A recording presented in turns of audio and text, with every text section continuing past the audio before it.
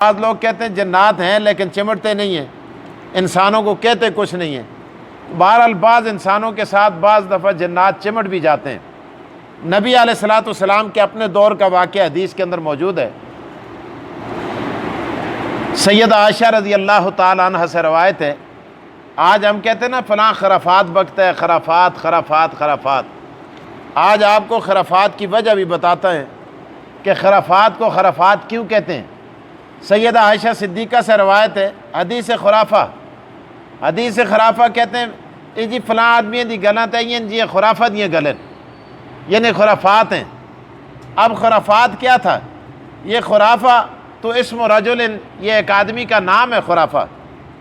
یہ دا خرافتا دا حدیث خرافہ چھوڑو جی، یہ تو خرافہ دیاں گلن۔ یہ خرافہ کون تھا؟ نبی علیہ الصلوۃ والسلام کے زمانے کے اندر ایک شخص تھا جس کو جنات اٹھا کر لے گئے تھے۔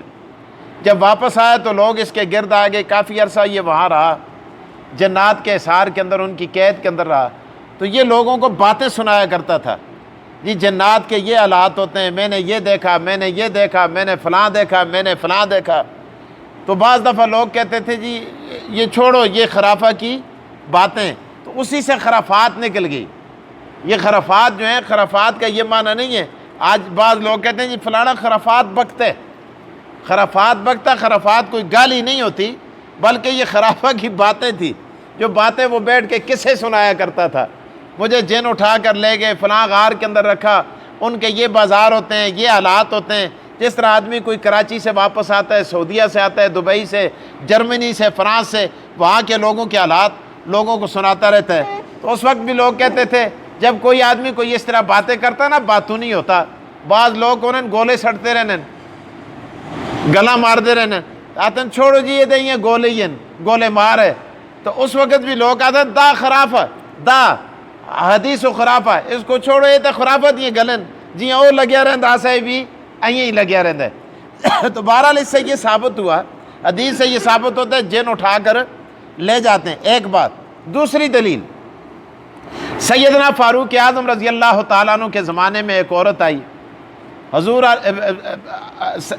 فاروق اعظم رضی اللہ تعالیٰ عنہ سے شکایت کی کہ امیر المومنین میرا خاوند غائب ہے، آج اتنا عرصہ ہو گیا ہے اور وہ گھر واپس نہیں آیا، میری چھوٹی چھوٹی بچیاں ہیں، ان کو کھلانے کے لیے میرے پاس کچھ نہیں ہے۔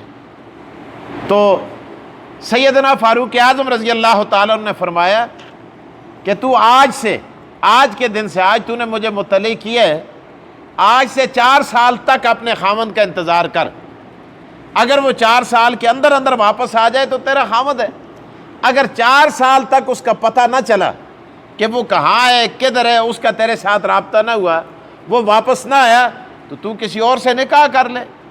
چنانچہ اس عورت نے ایسا ہی کیا، 4 سال تک انتظار کیا، پھر حضرت عمر کی عدالت کے اندر پہنچی اور آ کے عرض کیا امیر المومنین میرا خاوند واپس نہیں آیا۔ حضرت عمر نے فرمایا نکاح کر لے کسی سے، تو اس نے نکاح کر لیا۔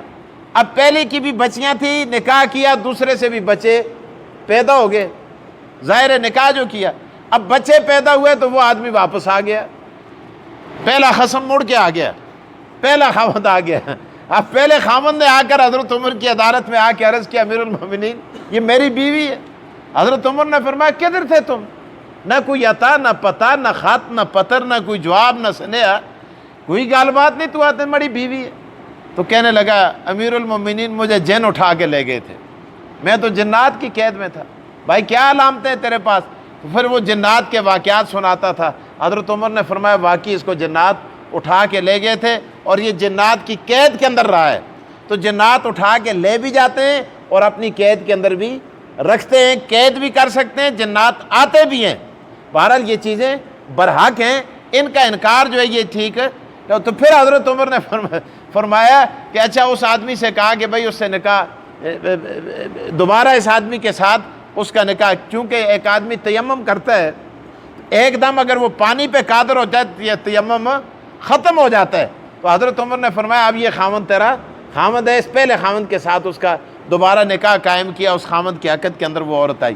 تو سیدنا علی المرتضیٰ رضی اللہ تعالیٰ عنہ کا قول یہ ہے کہ 70 سال تک عورت انتظار کرے، حضرت عمر کا فتویٰ کیا ہے؟ عورت کتنا انتظار کرے؟ کتنے سال؟ 4 سال۔ حضرت علی فرماتے ہیں کتنے سال انتظار کرے؟ 70 سال۔ 17 سال بعد تریمتی بھی رہندی کیش ہے، اب وہ کس کام کی ہے؟ تو امام اعظم ابو حنیفہ رحمۃ اللہ علیہ نے بھی 70 سال کے قول پر، حضرت علی کے قول پر فتویٰ دیے۔ آج بعض لوگ کہتے ہیں جی امام صاحب نے اتنی سختی فرمائی ہے، یہ امام صاحب کا قول نہیں ہے بلکہ یہ کس کا قول ہے؟ حضرت علی رضی اللہ تعالیٰ عنہ کا قول ہے۔ تو بہرحال علماء کرام حضرت عمر رضی اللہ تعالیٰ عنہ کے قول پر فتویٰ دیتے ہیں۔ تو یہ بات تو درمیان میں اس لیے آ گئی، یتخبطہ الشیطان من المس، کہ وہ آدمی اس طرح ہوگا سودخور جس طرح اس کو جن چڑھے ہوئے ہیں۔ اب علماء نے دوسری بات یہاں یہ لکھی ہے کہ اللہ تعالیٰ نے یہ کہا کہ اس کو جن آئے ہوئے ہیں، یہ کیوں نہیں کہا کہ یہ پاگل ہے؟ پاگل آدمی کو اپنی تکلیف کا احساس نہیں ہوتا، لیکن جس آدمی کو جن آئے ہوئے ہوتے ہیں اس کو اپنی تکلیف کا احساس ہوتا ہے۔ اللہ فرماتے ہیں مجنون تو بعض دفعہ سویا ہوا ہوتا ہے، جہاں سویا ہوا ہے، جا رہا ہے آ رہا ہے، ننگے اس کو پرواہ نہیں، جو بھی ہے جس حالت میں پرواہ نہیں۔ لیکن جس آدمی کو جن آتے ہیں، جن جس آدمی کے ساتھ لگ جاتے ہیں اس کو تکلیف کا احساس ہوتا ہے، درد ہوتا ہے۔ جنات آسمان میں تارے، دن کو تارے دکھاتے ہیں۔ تو اس کو بھی اللہ تعالیٰ نے پاگل نہیں فرمایا بلکہ اس کو تکلیف محسوس ہوگی قیامت کے دن، اس طرح ہوگا جس طرح جنات والے کو تکلیف ہوتی ہے۔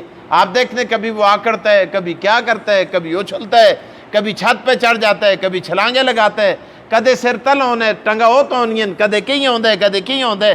تو یہ ساری چیزیں یہ تو معلوم اس سے یہ ہوا کہ جنات کیا ہیں؟ برحق ہیں۔